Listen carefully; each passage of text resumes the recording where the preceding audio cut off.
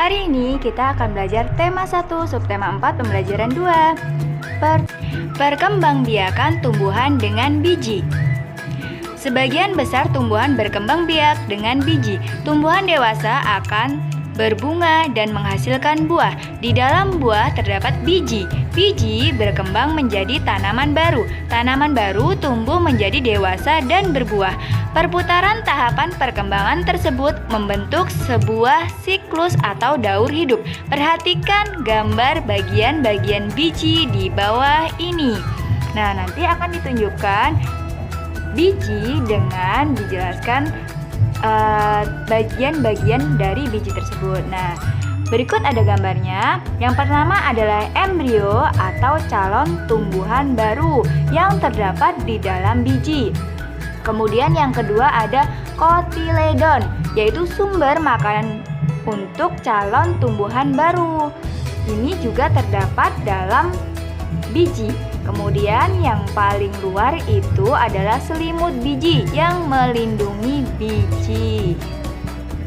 Sekarang amati gambar berikut. Gambar menunjukkan daur hidup tanaman semangka. Lengkapilah bagan daur berikut dengan gambar yang sesuai. Nah, di sini ada gambar A, B, C, D, dan E. Di sini ada gambar atau daur hidup semangka yang disusun secara acak. Nah, oleh karena itu kita akan menyusun dengan benar sesuai dengan daur hidup semangka. Yang pertama, apa yang harus kita tanam? Ya, biji, yaitu D. Setelah biji kita tanam, itu akan tumbuh menjadi daun, yaitu B. Nah, pada saat dia dari biji kemudian muncul daun, itu biasanya daun yang muncul hanya 2 terlebih dahulu. Setelah itu dia akan tumbuh lagi menjadi tumbuhan E. Nah, setelah itu setelah banyak daunnya, dia akan berbunga. Berbunga itu masuk yang gambar C.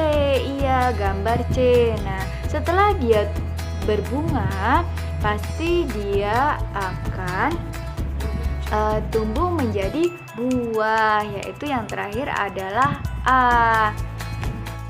Ya, kita ingat lagi, yang pertama dari biji, kemudian tumbuh menjadi kecambah atau daun 2 tadi, terus kemudian dia tumbuh menjadi daun yang lumayan banyak, kemudian tumbuh menjadi bunga, dan yang terakhir adalah berbuah.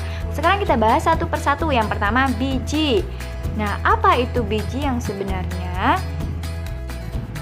Jadi, biji semangka yang sudah terpisah dari dagingnya menjadi benih semangka.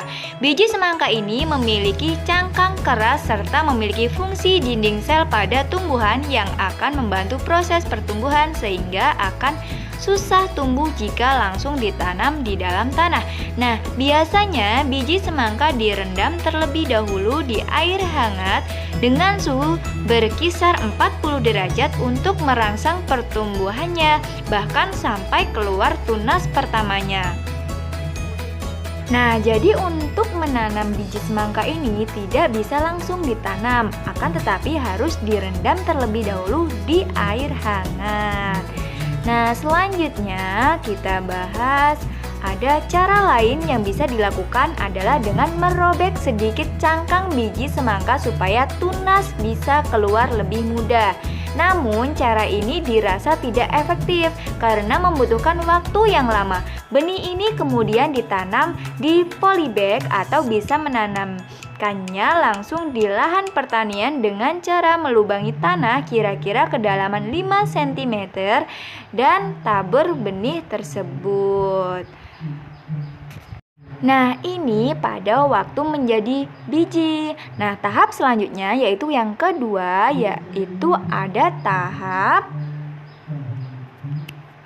tunas kecil atau kecambah. Nah, setelah benih ditanam, maka proses selanjutnya adalah benih akan tumbuh menjadi tunas kecil dan mulai terlihat di permukaan tanah.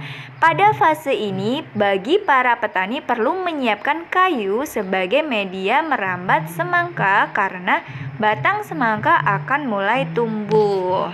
Setelah menjadi tunas atau kecambah atau yang berdaun dua tadi, maka kita yang tahap selanjutnya yang ketiga itu bunga semangka. Nah, bunga semangka seperti pada gambar yang Ibu tunjuk. Fase selanjutnya adalah ketika semangka sudah merambat, maka dalam beberapa waktu kemudian akan mulai muncul bunga dengan bagian-bagian bunganya. Bunga semangka unik karena memiliki dua kelamin dalam satu bunganya, yaitu jantan dan betina sekaligus, atau biasanya juga disebut sebagai bunga banci. Bunga semangka cukup besar dengan warnanya kuning mencolok. Kemudian bunga semangka lambat laun akan menjadi buah semangka. Nah, setelah bunga semangka atau semangka berbunga, biasanya semangka itu diserbukan terlebih dahulu sehingga dia dapat menjadi buahnya. Ya, fase terakhir yaitu adalah buah semangka. Awalnya buah semangka hanya sebesar bola bekel. Namun ketika sudah mulai pertumbuhan semangka bisa mencapai ukuran sebesar bola basket atau bola voli. Karena batangnya merambat, maka buah semangka akan tumbuh di atas tanah. Pada saat ini, peran biologi dalam pertanian perlu diperhatikan oleh petani seperti memperhatikan tanah apakah lembab atau tidak, karena jika terlalu banyak air bisa membuat semangka rusak dan membusuk. Jadi para petani ini juga harus memperhatikan tanahnya. Jika terlalu basah tidak bisa, terlalu kering juga tidak bisa. Nah, selanjutnya adalah petani juga perlu memperhatikan tingkat keasaman tanah untuk bisa menetralkan pH. Bisa menggunakan teknik pengapuran. Pengapuran ini caranya dengan menaburkan kapur yang mengandung kalsium dan magnesium. Kemudian, bila perlu, para petani juga bisa menambahkan pupuk. Pupuk yang digunakan sebaiknya yang berupa pupuk organik dari limbah tumbuhan atau kotoran hewan, karena akan mempengaruhi kualitas semangka itu sendiri. Nah, jadi selain petani harus memperhatikan tekstur tanah atau pH tanahnya, petani juga harus memberikan pupuk kepada tanaman semangka ini agar buahnya baik atau berkualitas. Nah, setelah kita belajar tentang perkembangbiakan dengan biji, mari kita belajar tentang perkembangbiakan tumbuhan dengan tunas. Apa saja ya? Bagaimana tahapannya? Nah, mari kita bahas bersama-sama. Perhatikan dengan seksama ya. Nah, selain dengan biji, tumbuhan berkembang biak dengan tunas. Tunas adalah anakan yang tumbuh di dekat tumbuhan induknya. Ada juga tunas yang tumbuh di daun induk. Contohnya tanaman cocor bebek. Salah satu contoh tumbuhan yang bertunas adalah pisang dan cocor bebek. Selain itu ada bambu, ada tebu, dan juga ada lagi beberapa tumbuhan yang lainnya seperti ini ditunjukkan pada gambar. Ada pohon pisang, ada tebu, ada bambu, dan juga cocor bebek.